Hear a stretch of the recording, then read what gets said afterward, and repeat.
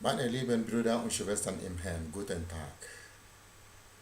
Herzlich begrüße ich Sie alle zu unserem heutigen Wortgottesdienst am Fest der Verklärung des Herrn. Wir beten in diesem Gottesdienst für uns selbst und für unsere persönlichen Anliegen. Und wir beten für die Anliegen jener, die unseres Gebets bedürfen. Wir beten auch für alle Verstorbenen unserer Familien, unserer Gemeinden und unserer Gemeinschaften. Beginnen wir nun gemeinsam unseren Gottesdienst im Namen des Vaters und des Sohnes und des Heiligen Geistes. Amen. Die Gnade unseres Herrn Jesus Christus, die Liebe Gottes des Vaters und die Gemeinschaft des Heiligen Geistes sei mit euch und mit deinem Geiste. Brüder und Schwestern, es ist August. Fast überall in Deutschland und in Europa sind noch Sommerferien. Für viele Menschen ist der Hochsommer eine Zeit der Erholung und Entspannung. Für viele ist diese Zeit so etwas wie der Höhepunkt des Jahres, eine Quelle, aus der die kommende Zeit mit neuer Kraft bewältigt werden kann. So einen Höhepunkt im Leben bekommen auch 3 der Jünger Jesu geschenkt. Sie besteigen zusammen mit ihrem Herrn und Meister einen Berg und erleben ihn als den Verklärten. Dieses Erlebnis mit ihm wurde für sie zur starken Erinnerung, von der sie als Osterzeugen erzählt haben. So konnte sie zur Kraftquelle für viele bis in unsere Tage werden. Bitten wir nun den Herrn um sein Erbarmen. Erbarme dich, Herr unser Gott, erbarme dich, denn wir haben vor dir gesündigt. Erweise uns, Herr, deine Huld und schenke uns dein Heil. Der allmächtige Gott erbarme sich unser. Er lasse uns die Sünden nach und führe uns zum ewigen Leben. Amen. Lasset uns beten. Allmächtiger Gott, bei der Verklärung deines eingeborenen Sohnes hast du durch das Zeugnis der Väter die Geheimnisse unseres Glaubens bekräftigt. Du hast uns gezeigt, was wir erhoffen dürfen, wenn unsere Annahme an Kindesstaat sich einmal vollendet. Hilf uns, auf das Wort deines Sohnes zu hören, damit wir Anteil erhalten an seiner Herrlichkeit. Darum bitten wir, durch Jesus Christus, deinen Sohn, unseren Herrn und Gott, der in der Einheit des Heiligen Geistes mit dir lebt und herrscht in alle Ewigkeit. Amen. Hören wir jetzt auf die Lesungen. Lesung aus dem Buch Daniel. Ich, Daniel, sah in einer nächtlichen Vision, Throne wurden aufgestellt und ein Hochbetagter nahm Platz. Sein Gewand war weiß wie Schnee, sein Haar wie reine Wolle. Feuerflammen waren sein Thron, und dessen Räder waren loderndes Feuer. Ein Strom vom Feuer ging von ihm aus. 1000-mal Tausende dienten ihm. 10.000-mal 10.000 standen vor ihm. Das Gericht nahm Platz und es wurden Bücher aufgeschlagen. Immer noch hatte ich die nächtlichen Visionen. Da kam mit den Wolken des Himmels einer wie ein Menschensohn. Er gelangte bis zu dem Hochbetagten und wurde vor ihn geführt.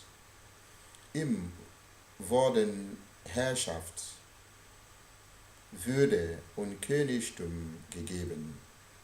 Alle Völker, Nationen und Sprachen müssen ihm dienen. Seine Herrschaft ist eine ewige, unvergängliche Herrschaft. Sein Reich geht niemals unter. Wort des lebendigen Gottes. Dank sei Gott. Die zweite Lesung. Lesung aus dem zweiten Brief des Apostels Petrus. Brüder und Schwestern, wir sind nicht irgendwelchen klug ausgedachten Geschichten gefolgt, als wir euch die machtvolle Ankunft Jesu Christi, unseres Herrn, verkündeten, sondern wir waren Augenzeugen seiner Macht und Größe. Er hat von Gott, dem Vater, Ehre und Herrlichkeit empfangen, denn er hörte die Stimme der erhabenen Herrlichkeit, die zu ihm sprach: Das ist mein geliebter Sohn, an dem ich Gefallen gefunden habe. Diese Stimme, die vom Himmel kam, haben wir gehört, als wir mit ihm auf dem heiligen Berg waren.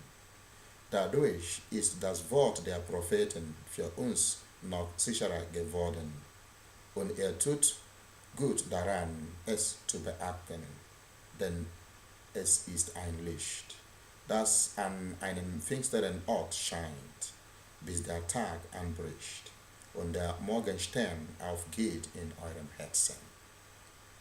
Wort des lebendigen Gottes. Dank sei Gott. Halleluja, Halleluja. Halleluja, Halleluja. Aus der leuchtenden Wolke rief die Stimme des Vaters: Das ist mein geliebter Sohn, auf ihn sollt ihr hören. Halleluja. Der Herr sei mit euch und mit deinem Geiste. Aus dem heiligen Evangelium nach Matthäus. Ehre sei dir, o Herr. In jener Zeit nahm Jesus Petrus, Jakobus und dessen Bruder Johannes beiseite und führte sie auf einen hohen Berg. Und er wurde vor ihren Augen verwandelt. Sein Gesicht leuchtete wie die Sonne, und seine Kleider wurden blendend weiß wie das Licht. Das erschienen plötzlich vor ihren Augen Mose und Elia und redeten mit Jesus. Und Petrus sagte zu ihm: Herr, es ist gut, dass wir hier sind. Wenn du willst, werde ich hier 3 Hütten bauen, eine für dich, eine für Mose und eine für Elia. Noch während er redete, warf eine leuchtende Wolke ihren Schatten auf sie, und aus der Wolke rief eine Stimme: Das ist mein geliebter Sohn, an dem ich Gefallen gefunden habe. Auf ihn sollt ihr hören. Als die Jünger das hörten, bekamen sie große Angst und warfen sich mit dem Gesicht zu Boden. Da trat Jesus zu ihnen, fasste sie an und sagte: Steht auf, habt keine Angst. Und als sie aufblickten, sahen sie nur Jesus. Während sie den Berg hinabstiegen, gebot ihnen Jesus: Erzählt niemand von dem, was ihr gesehen habt, bis der Menschensohn von den Toten auferstanden ist. Evangelium und frohe Botschaft unseres Herrn Jesus Christus. Lob sei dir, Christus.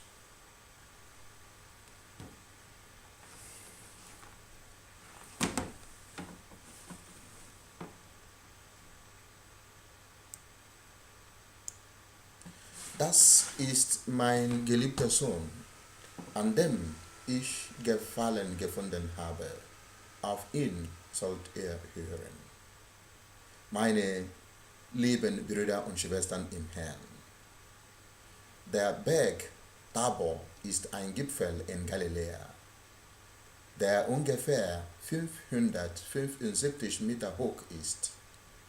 Hier auf diesem Berg wurde, wie es im Evangelium geheißen hat, Jesus vor den Augen von 3 seiner Apostel verwandelt. Diese Wandlung war so großartig und wurde zu einem geistlichen Erlebnis für die Apostel. Der Apostel Petrus äußerte sich dazu mit den Worten: Herr, es ist gut, dass wir hier sind. Und wenn du willst, werde ich hier 3 Hütten bauen. Oder anders gesagt, Petrus und sicher auch die zwei anderen Apostel wollten dort auf dem Berg bleiben. Brüder und Schwestern, dieses Ereignis der Verklärung Jesu ist bedeutend für alle Generationen der Christen. Aber was war eigentlich so bedeutend an der Verklärung Jesu? Eine Antwort darauf ist, dass die Jünger mit eigenen Augen etwas gesehen haben, was sie vorher nur mit ihrem Glauben bekannten. Sie glaubten, dass Jesus der Sohn Gottes ist, aber das war nur theoretisch. In Wirklichkeit etwas zu sehen, das ist ganz anders. Auf dem Berg Tabor sahen die 3 Jünger die reale Gottheit Jesu. Die Realität Jesu zu sehen, das ging nicht aus ihren persönlichen Fähigkeiten hervor. Das haben sie auch nicht durch ein hartes, asketisches Leben erfahren. Durch dieses Sehen am Berg Tabor kam es zu einer inneren Erleuchtung durch den Heiligen Geist. Meine lieben Freunde, dieses Licht der Verklärung ermöglichte den Aposteln, Christus so zu sehen, wie er in Wirklichkeit war. Man kann sich vorstellen, dass dies für die Apostel eine große, unerwartete Überraschung war. Wir fragen aber auch, was Jesus damit verfolgte. Er wollte damit den Glauben der Apostel stärken, wenn sie Zeiten erleben werden, die in ihnen Zweifel aufkommen lassen. Wir denken da an das Sterben Jesu am Kreuz. Wie leicht könnte man das denken, dass dadurch die Mission Jesu gescheitert sei. Ja, Jesus wollte ihnen damit sagen, dass dies alles geschehen muss, dieses unehrenhafte Sterben am Kreuz, damit alle Menschen gerettet werden. Er wollte ihnen auch damit sagen, dass Gott in dieser Stunde bei ihm sein werde. Ja, seine Sendung wird sich damit erfüllen. Er ist vom Himmel auf die Erde herabgekommen, um die Apostel zu beauftragen, dass sie diese Sendung bis ans Ende der Welt fortsetzen sollen. Es gibt hier einen Unterschied. Damals hat Jesus ihnen verboten, etwas von seiner Verklärung weiter zu erzählen. Uns aber ist es heute sogar aufgetragen.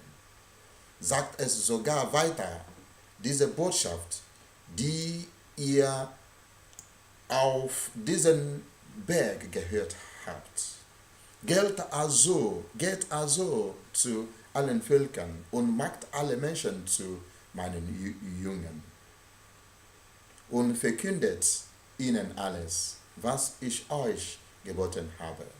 Matthäus Evangelium 28, 19 bis 20. Der Vater selbst verkündete die Botschaft, die lautet: Dies ist mein geliebter Sohn, auf ihn sollt ihr hören. Denn Jesus ist die Erfüllung vom Alten Testament, von Gesetz und Propheten, die durch Mose und Elia vertreten sind, und mit Jesus erschienen. Mit der Miterscheinung von Mose und Elia erfüllt sich die Heilige Schrift. Brüder und Schwestern, die Botschaft, die wir nun weiter sagen sollen, ist: Gott hat uns seinen geliebten Sohn gesandt. Nur damals durften sie es noch nicht weiter sagen, weil noch nicht alles erfüllt war, weil sie auch noch nicht alles verstanden haben. Der Messias muss nämlich leiden und so in seine Herrlichkeit gelangen. Es dauerte noch lange, bis die Apostel es ganz verstanden haben. Aber eines haben sie schon verstanden: Auf ihn sollt ihr hören. Wenn wir auf Jesus hören, kann nichts schief gehen. Aber, Brüder und Schwestern, wie hören wir ihn heute? Das ist eine wichtige Frage. Wir hören ihn, wenn wir in der Heiligen Schrift lesen. Wir hören ihn auch, wenn wir auf die Kirche, auf den Papst, auf die Bischöfe und auf die Priester hinhören. Wir hören ihn, wenn wir die heilige Überlieferung beachten. Wir wissen als Katholiken, dass die Offenbarung in der Schrift, in der Tradition und in der mündlichen Überlieferung enthalten ist. Und wir hören Gottes Stimme sogar in der Stille. Wenn wir noch einmal uns dieses Geheimnis der Verklärung bewusst machen, können wir sowieso nur staunen, schweigen und still sein. Es bleibt umso mehr die Sehnsucht, Jesus einmal in der Herrlichkeit schauen zu dürfen. Meine lieben Brüder und Schwestern, damals wurden die 3 Apostel also im Glauben bestärkt und durften auf dem Berg Tabor die Freude am Glauben erleben. Heute, wenn auch wir, die hier sind, auf den Taborberg nicht fahren können, so wollen wir uns aber doch alle von den Worten des Evangeliums ergreifen lassen, die der Vater vom Himmel auch uns zuruft. Das ist mein geliebter Sohn. Auf ihn sollt ihr hören. Und gelobt sei Jesus Christus in Ewigkeit. Amen.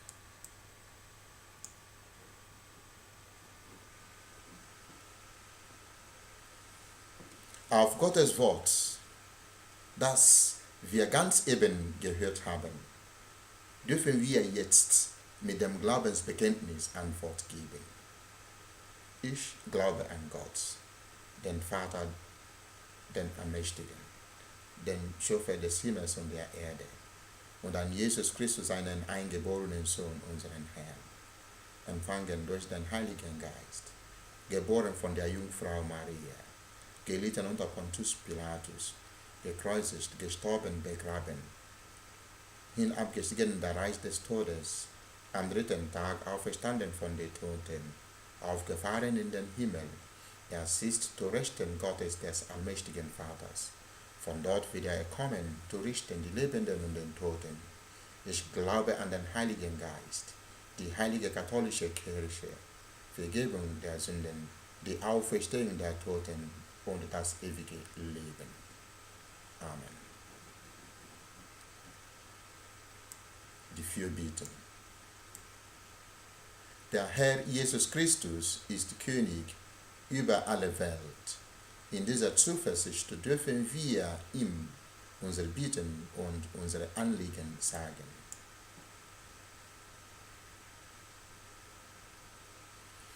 Du hast 3 deiner Jünger auf den Berg geführt.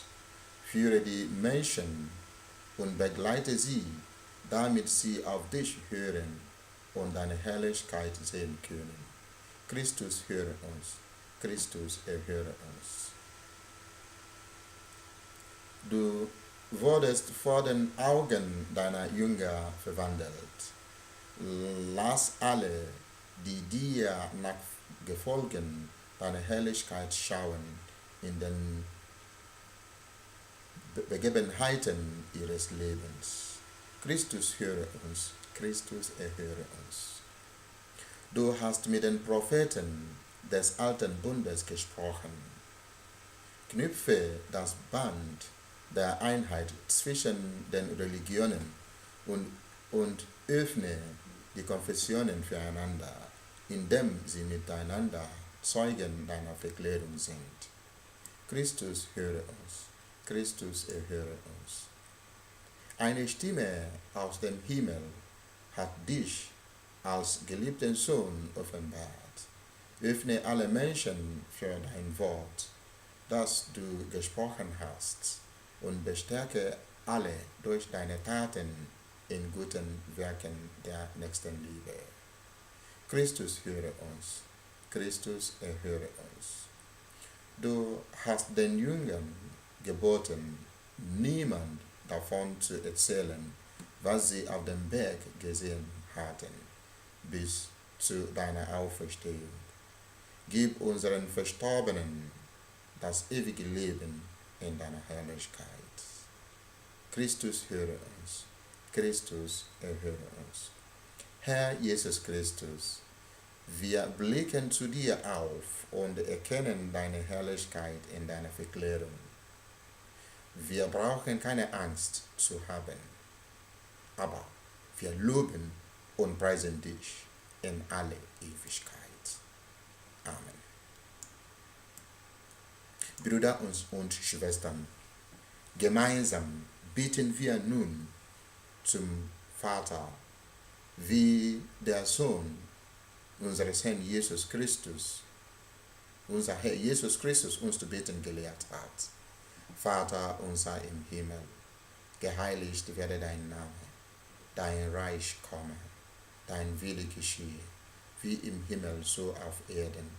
Unser tägliches Brot gib uns heute und vergib uns unsere Schuld, wie auch wir vergeben unseren Schuldigen. Und führe uns nicht in Versuchung, sondern erlöse uns von dem Bösen. Denn dein ist das Reich und die Kraft und die Herrlichkeit in Ewigkeit. Amen. O Gott, wo du die Herzen von uns Menschen erleuchtet, da können wir dich erkennen, da können wir den Weg des Friedens miteinander gehen. Der Friede des Herrn sei alle Zeit mit euch und mit deinem Geiste. Schenken wir nun einander ein Zeichen des Friedens und der Gemeinschaft. Friede sei mit dir.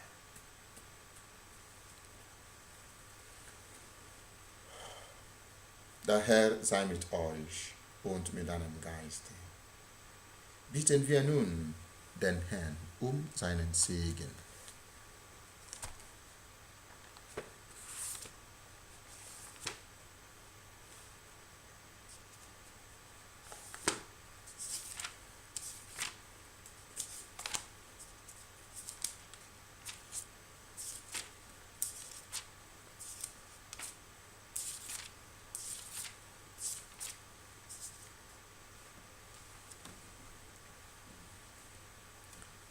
Der Herr segne uns und behüte uns. Amen. Er lasse sein Angesicht über uns leuchten und sei uns gnädig. Amen. Er begleite unsere Arbeit in der neuen Woche, damit wir in Dankbarkeit und Freude gebrauchen, was durch die Kräfte der Natur und die Mühe des Menschen gewachsen ist. Amen. Er segne die Felder, die Gärten und den Wald und schenke uns die Früchte der Erde. Amen. Der Herr segne uns und schenke uns gedeihliches Wetter. Er halte Blitz, Hagel und jedes Unheil von uns fern. Amen. Der Herr schenke uns Der Herr wende uns sein Antlitz zu und schenke uns seinen Frieden. Amen. Es segne, behüte und begleite uns, der allmächtige, barmherzige und uns liebende Gott, der Vater und der Sohn und der Heilige Geist. Amen. Vielen Dank für euer Mitbeten. Vielen Dank für euer Zuschauen und vielen Dank für eure Ermutigung. Gottes Segen, gute Gesundheit und eine gesegnete neue Woche wünsche ich allen von euch. Der Friede des Herrn sei alle Zeit mit euch. Dankeschön und vielen Dank, dass ihr da seid.